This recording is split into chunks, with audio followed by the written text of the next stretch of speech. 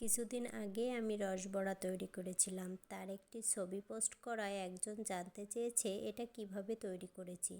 বড়ি দেওয়া যে ডাল সেটা সারা রাত ভিজিয়ে রেখে সকালে আমি সুন্দর করে পেস্ট করে নিয়েছি।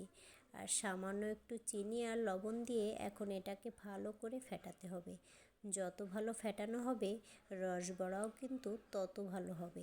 তবে ফেটানো কম হলে বড়াগুলো একদম শক্ত হয়ে যাবে আর রসও ঢুকবে না।